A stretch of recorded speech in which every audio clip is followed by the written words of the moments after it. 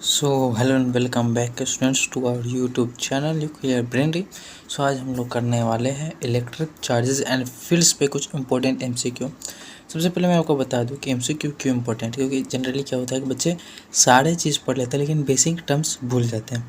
That's why मैंने सोचा, जो मेरा पर्सनल प्रॉब्लम था कि यार सारी चीज़ हो जाती लेकिन जो बेसिक टर्म्स हो जाते वो मिस हो जाती, ठीक है। तो इसलिए मैंने सोचा क्यों नहीं एमसीक्यू पे वीडियो बना ली जाए, तो इससे कॉन्सेप्ट की क्लैरिटी आती है, इसलिए मैंने एमसीक्यू क्वेश्चंस बनाए, ठीक है। तो वीडियो को पूरा देखना है, वीडियो अच्छा लगे तो वीडियो को लाइक कर देना और अपना ओपिनियन कमेंट में ज़रूर बता देना कि यार आपको वीडियो कैसी लगी। जो बिना लेट किए हुए चलिए स्टार्ट करते हैं फर्स्ट क्वेश्चन की ओर। सबसे पहले मैं आपको बता दूँ टोटल 15 क्वेश्चन है, तो आप लोग कोशिश करना खुद से क्वेश्चंस करने का और कमेंट में बताना कि कितने सही होते हैं आपके 15 में से। चलिए स्टार्ट करते हैं। फर्स्ट क्वेश्चन है, an object is placed when it has a charge imbalance which means that. अगर an object is charged when it has a charge imbalance which means that अगर कोई ऑब्जेक्ट चार्ज है, ठीक है, और इसमें चार्ज इम्बैलेंस, इसका क्या मतलब है। तो ऑप्शन ए है, मतलब खुद से ट्राई करो, ठीक है, उसके बाद मैं आपको आंसर बताता हूँ। ऑप्शन ए है object contains no proton, object के पास कोई प्रोटॉन नहीं। ऑप्शन बी है object contains no electrons, object के पास कोई इलेक्ट्रॉन नहीं। Option C object contains equal number of electrons and protons, and option D object contains unequal number of electrons and protons. तो बहुत ही बेसिक सा question है, तो इसका आंसर आई होप सबने निकाल लिया होगा। इसका आंसर होगा ऑप्शन डी।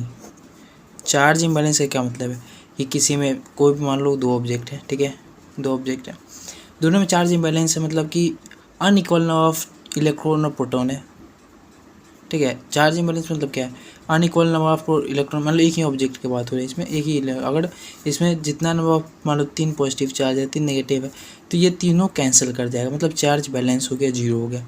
लेकिन अगर मान लो यहाँ पे 4 पॉजिटिव और 1 नेगेटिव, तो यहाँ पे चार्ज इम्बैलेंस हो जाता है, इसलिए object contains unequal number of electron और proton. Next question, a method of charging a conductor without bringing a charge body in contact with it is called. किसी भी कंडक्टर को चार्ज करना, किसी भी कंडक्टर को अगर आपको चार्ज करना है और चार्ज बॉडी के कांटेक्ट में आए बिना, तो उसको क्या कहते हैं। तो ये आपको डिफिनीशन के तौर पे भी आ सकता है क्वेश्चन की। मान लो कि इसका जो आंसर है, इसका मैं पहले आंसर बताता हूँ। इसका आंसर जो होगा वो इलेक्ट्रोस्टैटिक इंडक्शन होगा, ठीक है। इलेक्ट्रोस्टैटिक इंडक्शन बोलते हैं इसको। ये आपको आ सकता है जैसे डिफाइंड इलेक्ट्रोस्टैटिक इंडक्शन, तो इसमें भी आपको लिखना होगा कि method of charging a conductor without bringing a charge body in contact with it is called electrostatic induction. तो इस तरह से डिफिनेशन के लिए 1 मार्क्स के लिए आ सकता है, बोर्ड के लिए बहुत ज़्यादा इंपॉर्टेंट, और कभी कभी जेई मेंस में भी आ जाता है। बेसिक टर्म्स है जो जेई मेंस में भी काम आएगा, बोर्ड्स में भी काम आएगा। थर्ड क्वेश्चन पे आता है, which of the following is not similarity between electrostatic and gravitational forces. रखो, बढ़िया सोचो, ग्रेविटेशन को और इलेक्ट्रोस्टैटिक दोनों को मिक्स किया गया है, ठीक है। ऑप्शन है both the forces obeys inverse square law. Not a similarity बोल रहा है, मतलब जो सिमिलरिटी ना वो बताना है। Both the forces obey inverse square law. Both the forces operate over very large distance, दोनों वेरी लार्ज डिस्टेंस पर ऑपरेट करते हैं। Both the forces are conservative in nature, दोनों conservative in nature. Both the forces are always attractive, दोनों attractive in nature always होता है। तो चारों में से कौन सा ऑप्शन है, पॉज करके सोचो और इसका आंसर बताना, ठीक है। तो इसका आंसर है ऑप्शन डी। तो ग्रेविटेशनल फोर्स जो होती है, जो ग्रेविटेशनल फोर्स है, ग्रेविटेशनल अर्थ हमेशा जो होती है वो अपने तरफ खींचती है किसी भी चीज़ को, ठीक है। लेकिन इलेक्ट्रोस्टैटिक फोर्स जो होती है वो attractive as well as repulsive होती है। अगर पॉजिटिव नेगेटिव चार्ज है देन अट्रैक्टिव होगी, ठीक है। अगर ये पॉजिटिव पॉजिटिव चार्ज है, पॉजिटिव चार्ज है, तो ये रिपल्सिव होती है, ठीक है। तो इस तरह से, और पॉजिटिव नेगेटिव में अट्रैक्टिव, पॉजिटिव पॉजिटिव या फिर नेगेटिव में रिपल्सिव हो जाती है, इसलिए ऑप्शन डी इसका सही आंसर है। नेक्स्ट क्वेश्चन, 4 नंबर क्वेश्चन पे आता है, electric field lines provide info about. Electric field lines कौन सी चीज़ के बारे में इन्फॉर्मेशन है। Option A field strength, option B direction, option C nature of charge, option D all of this. बहुत आसान क्वेश्चन, सभी ने निकाल लिया होगा। इसका आंसर है option D, all of this. Field strength के बारे में, क्योंकि देखो बताता हूँ, इलेक्ट्रिक फील्ड लाइन्स मान लो पॉजिटिव चार्ज है तो इसका इलेक्ट्रिक फील्ड लाइन्स इस तरह से इस तरह से बनेगा, ठीक है, इस तरह से बनेगा इलेक्ट्रिक फील्ड लाइन्स। तो फील्ड स्ट्रेंथ किस तरह से बनता है, अगर ज़्यादा नंबर ऑफ चार्ज है तो ये घना होगा, जहाँ पे फील्ड स्ट्रेंथ ज़्यादा होता है, ठीक है, जब फील्ड स्ट्रेंथ ज़्यादा होता है वहाँ पे ये नज़दीक नज़दीक आते हैं, ठीक है, और जहाँ फील्ड स्ट्रेंथ कम हो ना वहाँ पे दूरी दूरी में रहती है, ये फील्ड स्ट्रेंथ कम। डायरेक्शन का ये देखो पॉजिटिव चार्ज है तो बाहर की तरफ डायरेक्शन बताता है, नेचर ऑफ चार्ज बता रहा है पॉजिटिव चार्ज, ठीक है।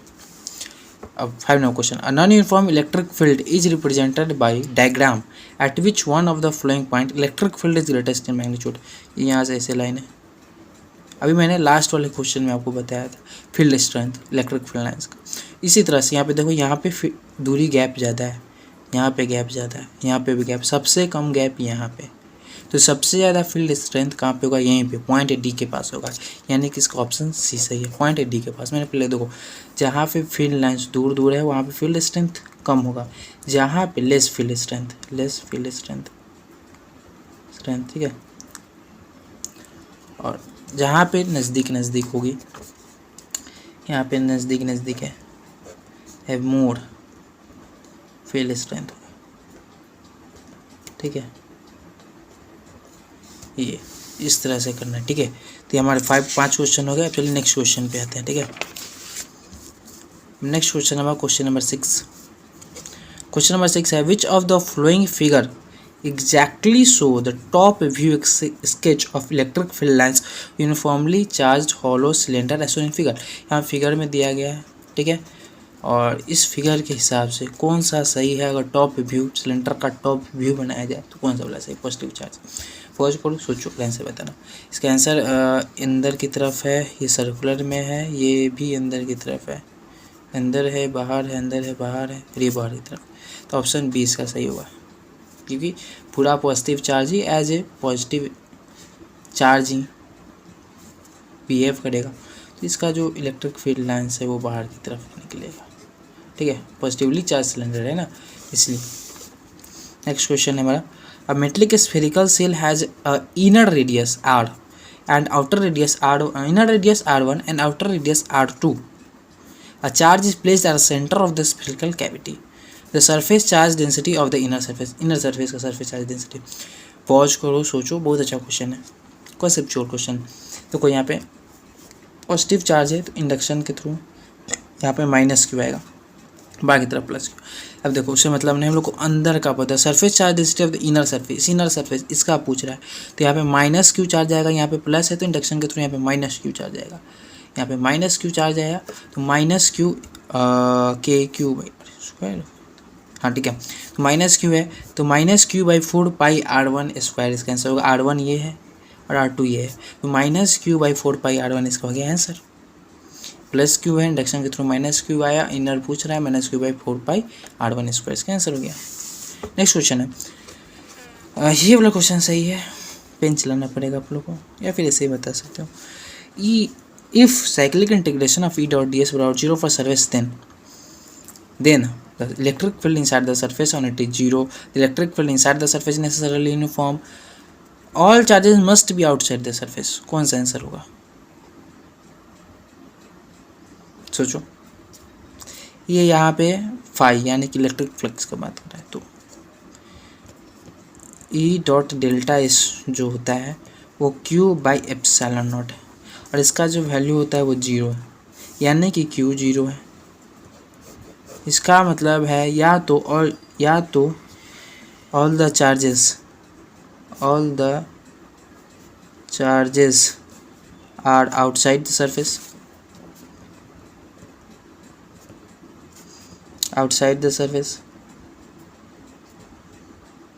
या फिर net charge inside surface 0, net charge inside surface is 0।